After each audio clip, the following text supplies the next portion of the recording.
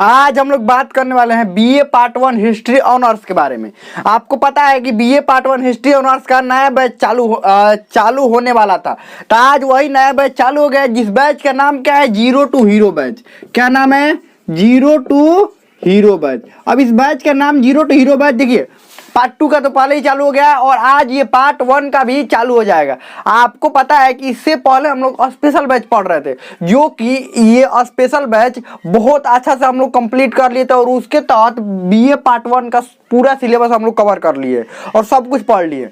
फिर दोबारा BA part 1 का ही कोर्स स्टार्ट किया गया है, जिसका नाम रखा गया जीरो टू हीरो बैच, और इसमें भी पूरा विस्तार से हम लोग पढ़ेंगे और इसमें बहुत कुछ नया कुछ जोड़ा गया है।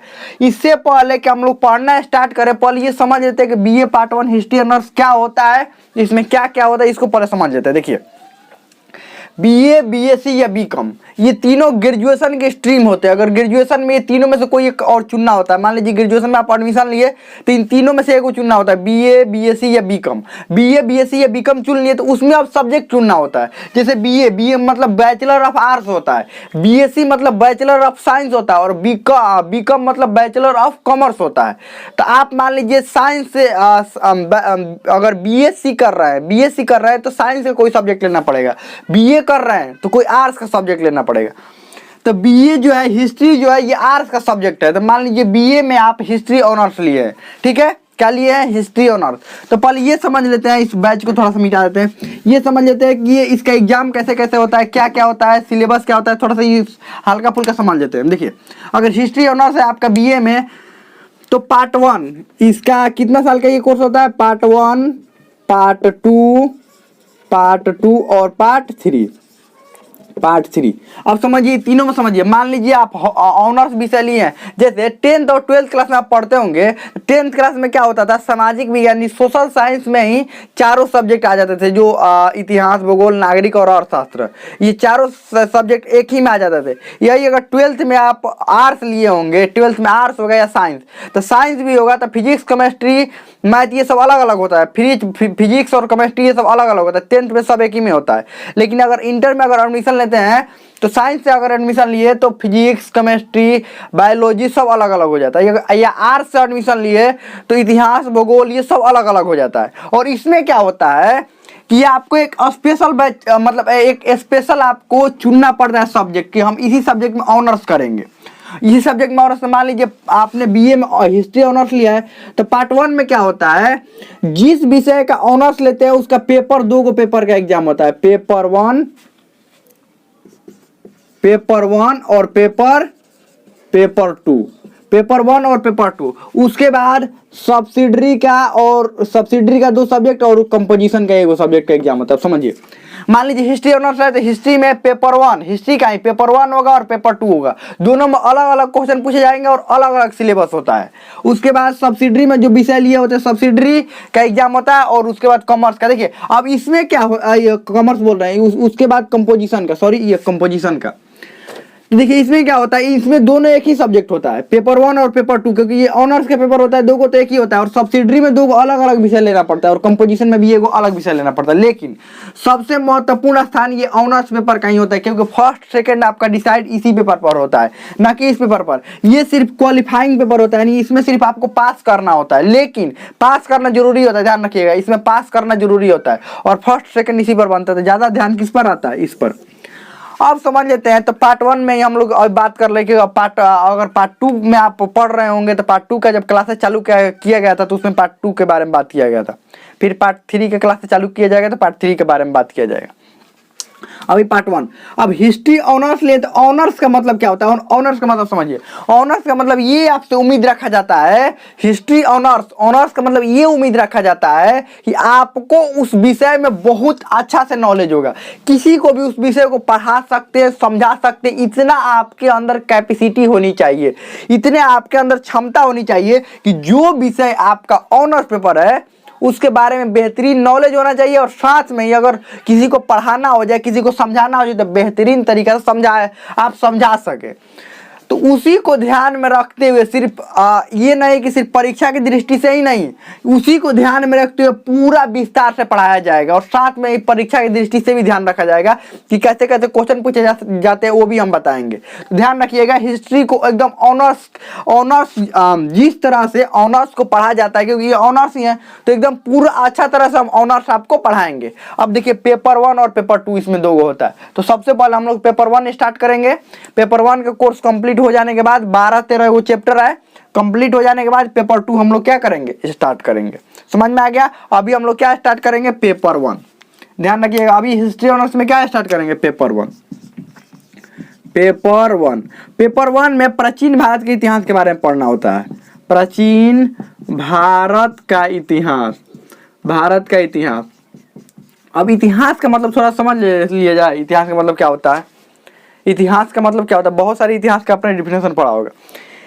बीती हुई बातों को इतिहास कहते हैं। बीती हुई बात को क्या कहते हैं, इतिहास कहते हैं। क्या इतने शब्द में हो सकता है, इतिहास सही है, बीती हुई बात को इतिहास कह सकते हैं, कहते हैं। तो अभी तो कुछ देर पहले कुछ और समय बीता, कुछ देर पहले तो हम इस बोर्ड पर लिखे, क्या ये भी इतिहास है? कल परसों हमारी जिंदगी में बहुत सारी घटनाएं हुई होंगी, छोटी बड़ी घटनाएं, क्या वो सब इतिहास है? हाँ, इतिहास है। लेकिन उस सब का महत्व नहीं दिया जाएगा, उस सब का महत्व बिल्कुल नहीं दिया जाएगा। क्यों नहीं? क्योंकि वो बड़े कार्य नहीं है। और महत्व देखिए, मान लीजिए हमारे कोई भी हमारे जीवन में कोई भी घटना होता है, या कोई बड़ा छोटा कोई भी घटना होता है, या कोई भी मान लीजिए कोई हम एग्जाम पास करते हैं, जैसे हम 10th क्लास में कितना नंबर आया था, हमारा 12th क्लास में कितना नंबर आया था, ये भी एक हमारा इतिहास ही है। क्या है? हमारा इतिहास ही है। लेकिन ये हमारे इतिहास से दूसरे को कोई मतलब होगा कि हमारा 10th में कितना आया था, 12th में कितना आया था, दूसरा कोई मतलब होगा कितना मार्क्स आया था, हमारे घर वालों को मतलब होगा या हमारे दोस्त को मतलब होगा। बाकी कोई हमारे इतिहास जानना चाहेगा? नहीं जानना चाहेगा। क्यों? क्योंकि हम इतने फेमस नहीं है, इतने बड़े नहीं है। अगर यही हम फेमस होते, कोई बड़े होते, तो सभी लोग हमारे इतिहास जानना चाहते। जैसे महात्मा गांधी के बारे में, महात्मा गांधी के बारे में सभी लोग जानना चाहते हैं, उनका जन्म स्थान कहाँ था, उसने अपनी जिंदगी में उन्होंने क्या क्या कार्य किया, कहाँ गए, कहाँ से पढ़े, क्या हुआ, ये सब कोई उनके बारे में इतिहास जानना चाहता है। क्यों? क्योंकि वो महान आदमी बने और अपने जिंदगी में बहुत कुछ अच्छा किए। तो वही बीती हुई बातों को इतिहास कहते हैं। और इतिहास का मतलब ये होता है कि इतिहास में हम ये अध्ययन करते हैं कि अपने, और कोई भी बीती हुई बात नहीं, छोटी मोटी बात नहीं, कोई बड़ी घटना होनी चाहिए, किसी महान व्यक्ति के बारे में होना चाहिए, कुछ बड़ा होना चाहिए, उसी में इतिहास में जगह मिलता है। उसी को, छोटा मोटा को किसी को जगह नहीं मिलता है।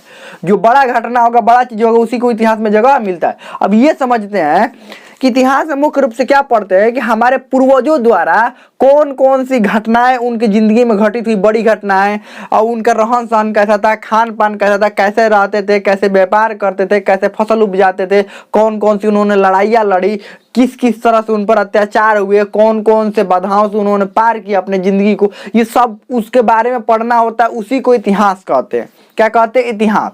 अब देखिए, इतिहास में उन लोगों के बारे में भी अध्ययन किया जाता है जो अच्छे कार्य किए, और उनके बारे में भी अध्ययन किया जाता है जो कि खराब कार्य किए। जैसे महात्मा गांधी हो गए, चंद्रशेखर आजाद हो गए, सुभाष चंद्र बोस हो गए, भीमराव अम्बेडकर हो गए, ये सब जो है, और या प्राचीन समय की बात करें तो चंद्रगुप्त मौर्य हो गए, चाणक्य हो गए, ये सब हमारे इतिहास में बहुत अच्छे अच्छे कार्य किए।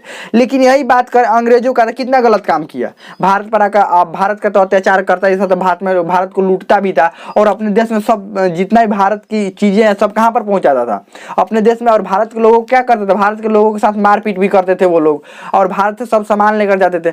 तो क्या उनके बारे में इतिहास में नहीं पढ़ते हैं? पढ़ते हैं। यानी कि सिर्फ अच्छे कार्य ही इतिहास में नहीं पढ़ते हैं, बुरे कार्य भी पढ़ते हैं, जो खराब कार्य किया गया रहा था वो भी पढ़ते हैं। लेकिन उसको क्या अंग्रेजों को अच्छी दृष्टि से हम लोग देखते हैं? नहीं देख। क्या उनको इज्जत करते हैं? नहीं करते हैं। किनको इज्जत करते हैं? जो हमारे महान जो लोग हुए, हमारे देश में महान विचारक हुए, महापुरुष हुए, उनके बारे में हम लोग, महान राजा हुए, उनके बारे में अच्छा सोच रखते हैं, अच्छा दृष्टि रखते हैं। क्या अंग्रेजों के बारे में भी अच्छा सोच रखते हैं? हम लोग नहीं रखते हैं, क्योंकि उन्होंने हमारे देश पर अत्याचार किया। तो इसी तरह से इतिहास में सबका नाम होता है, बशर्ते कि बड़ा काम करना पड़ेगा, चाहे गलत करे या सही करे। गलत करेंगे तो गलत दृष्टि से देखा जाएगा, सही करेंगे तो सही दृष्टि से देखा जाएगा। तो चलिए, प्राचीन भारत के इतिहास में आज ये इंट्रोडक्शन क्लास है। आज ये इंट्रोडक्शन क्लास है। आज इसमें समझाएंगे क्या क्या पढ़ना है, और अगले क्लास में हम लोग चैप्टर 1 स्टार्ट करेंगे। तो चलिए इसमें पढ़ते हैं क्या क्या क्या प्राचीन भारत के इतिहास में क्या क्या पढ़ना होता है। सबसे पहले प्राचीन भारतीय इतिहास के स्रोत पढ़ना होता है। इतिहास के स्रोत प्राचीन भारतीय इतिहास का स्रोत पढ़ना होता है कि मतलब भारतीय इतिहास का स्रोत, प्राचीन भारतीय इतिहास का स्रोत है भारतीय इतिहास का स्रोत पढ़ना होता है कि आखिर ये इतिहास हमें जानकारी कैसे मिलता है। हमें इतिहास की जो चंद्रगुप्त मौर्य थे वो मगध के राजा थे, उनकी राजधानी पाटलिपुत्र थी, उनके प्रधानमंत्री थे चाणक्य द्वारा अर्थशास्त्र लिखा गया। चंद्रगुप्त मौर्य ने सिकंदर को भगाया भारत से। ये आखिर कैसे जानकारी मिलता है? क्या कोई उस समय के लोग बचे हुए हैं कि जो बताएंगे कि हाँ यहाँ पर चंद्रगुप्त मौर्य रहते थे, यहाँ पर चाणक्य रहते थे, वो उनके प्रधानमंत्री थे? कोई लोग बचे हुए हैं? नहीं, कोई नहीं बचा हुआ है, कोई बचा ही नहीं। इतना दिन कैसे जिंदा रह सकता है?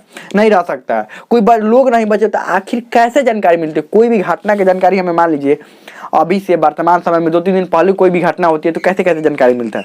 कोई बड़ी मान लीजिए नेशनल लेवल पर कोई भी घटना हुआ, कोई भी दुर्घटना हुआ, कैसे जानकारी?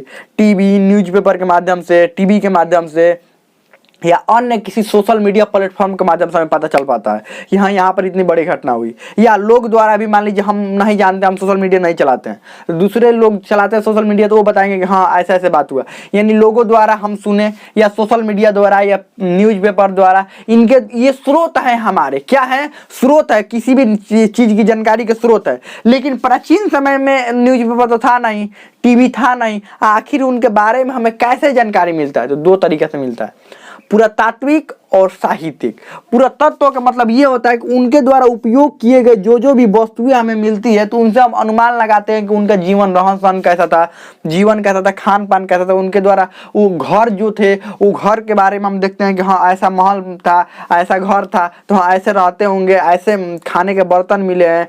तो ये सबसे उनकी जिंदगी के बारे में अनुमान लगाते हैं। और साहित्यिक स्रोत, दूसरा साहित्यिक स्रोत, यानी उनके द्वारा रचा गया साहित्य। साहित्य का मतलब लिखा गया, जो लिखा गया किताब है, किताबों के बारे में भी हमें जानकारी मिलता है। कुछ तो पहले तो लिखना बहुत कम ही लोग जानते थे, और लेकिन हाँ कुछ स्रोतें अभी भी लिखित उपलब्ध हो पाई हैं जिनको पढ़ा जा चुका है और कुछ नहीं पढ़ा जा चुका है, उनके बारे में हम लोग समझेंगे। तो वही साहित्यिक स्रोत से भी हम लोगों को जानकारी मिल पाती है। तो इन स्रोतों के बारे में समझना है। उसके बाद सबसे पहला इतिहास कहाँ शुरू होता है? पाषाण काल से। पाषाण काल, जब मनुष्य जंगलों में रहता था, जंगलों में। उसके बाद सिंधु घाटी सभ्यता के बारे में हम लोग पढ़ेंगे। सिंधु घाटी सभ्यता, सिंधु घाटी सभ्यता के बाद ये वैदिक सभ्यता के बारे में पढ़ेंगे। वैदिक सभ्यता के बाद किसके बारे में पढ़ेंगे? यानी वेदों के बारे में पढ़ेंगे। सभ्यता के बारे में पढ़ेंगे, वेदों के बारे में पढ़ेंगे। उसके बाद महाजनपद, महाजनपद, सबसे बड़ा महाजनपद जो था वो बाद में कौन बना? मगध। महाजनपद। उसके बाद हर्यक वंश के बारे में, यहाँ से वंश शुरू हो जाता है। हर्यक वंश का संस्थापक बिंबिसार। हर्यक वंश के बाद शिशुनाग वंश के बारे में पढ़ेंगे। शिशुनाग वंश। अब देखिए शिशुनाग वंश और हर्यक वंश के समय, इसके ही बाद हम लोग पढ़ लेंगे महात्मा बुद्ध और महावीर के बारे में। महात्मा बुद्ध कौन थे? बौद्ध धर्म के संस्थापक थे। बौद्ध धर्म के संस्थापक महात्मा बुद्ध, और उसके बाद बौद्ध धर्म के संस्थापक महात्मा बुद्ध, यानी महात्मा बुद्ध के बारे में। उसके बाद महावीर के बारे में। महावीर जैन धर्म के संस्थापक, जैन धर्म के संस्थापक नहीं, जैन धर्म के जो अंतिम तीर्थंकर थे, यानी 24वें तीर्थंकर महावीर के बारे में हम लोग पढ़ेंगे। इन दोनों के बारे में भी हम लोगों को पढ़ना है। हर्यक वंश, शिशुनाग वंश, फिर नंद वंश के बारे में हम लोगों को पढ़ना है, धनानंद के बारे में। फिर मौर्य वंश तो आप लोग जानते ही होंगे, मौर्य वंश के बारे में पढ़ना है। उसके बाद देखिए मौर्य वंश के बाद कर्ण वंश के बारे में। और उसमें विदेशी आक्रमण भी हो रहे थे, ध्यान रखिएगा। इंडो ग्रीक, शक, पहलव, कुषाण, ये सब। उसके बाद ये आक्रमण भी हुए तो उनके बारे में भी थोड़ा बहुत पढ़ना है, कुषाणों के बारे में। फिर सातवाहन वंश के बारे में पढ़ना है। फिर गुप्त वंश के बारे में पढ़ना है। गुप्त वंश के अंतिम में वर्धन वंश के बारे में पढ़ेंगे, ठीक है। नहीं तो गुप्त वंश तक हम लोग को पढ़ना है। उससे आगे भी 1-2 चैप्टर पढ़ लेंगे, इसमें क्या है। गुप्त वंश तक हम लोग को क्या करना है? पूरा डिटेल में हम लोगों को पढ़ना है। तो ये तो इंट्रोडक्शन क्लास हो गया। और एक और बात समझिए कैसे कैसे पढ़ाया जाएगा। सबसे पहले आपको चैप्टर कंप्लीट करवा देंगे। मान लीजिए पहला चैप्टर है, पहला चैप्टर कंप्लीट करवा दिया गया, एकदम पढ़ा कर बढ़िया से विस्तार से आपको। उसके बाद उसका ऑब्जेक्टिव क्वेश्चन करवाएंगे। और बहुत सारे बच्चे कहते हैं क्या ऑब्जेक्टिव क्वेश्चन आएगा, क्या सब्जेक्टिव क्वेश्चन आएगा? अरे तुम हिस्ट्री ऑनर्स पढ़ रहे हो ना, तो इस तरह हिस्ट्री ऑनर्स का पढ़ोगे, दूसरों को भी पढ़ा सको, दूसरों को भी समझा सको। अब तुम सिर्फ परीक्षा की दृष्टि से पढ़ोगे क्या ये आएगा ये नहीं आएगा, तो फिर दिक्कत है ना। ये आपको पूरा पढ़ना हो तो हम बताएंगे कि ये आएगा ये नहीं आएगा, ये तो हम परीक्षा की दृष्टि वाला बात बताएंगे ही। ये ऑब्जेक्टिव क्वेश्चन करवाएंगे, उसके बाद सब्जेक्टिव यानी कि लॉन्ग क्वेश्चन, और ये लिखना भी सिखाएंगे कि आखिर परीक्षा में लॉन्ग क्वेश्चन लिखा कैसे जाता है। बहुत सारे बच्चों को ये पता ही नहीं होता है कि आखिर लिखा कैसे जाता है, कितने शब्दों में लिखा जाता है, कितना पेज में लिखा जाता है, कहाँ अंडरलाइन करना होता है, कहाँ मुख्य पॉइंट लिखना होता है, कैसे भूमिका लिखना होता है, परिचय, परिभाषा, निष्कर्ष, ये सब कैसे लिखना होता है हम बोर्ड पर लिख कर बताएंगे। हर एक चैप्टर का लॉन्ग क्वेश्चन हम बोर्ड पर लिख कर बताएंगे, आपको ध्यान रखिएगा।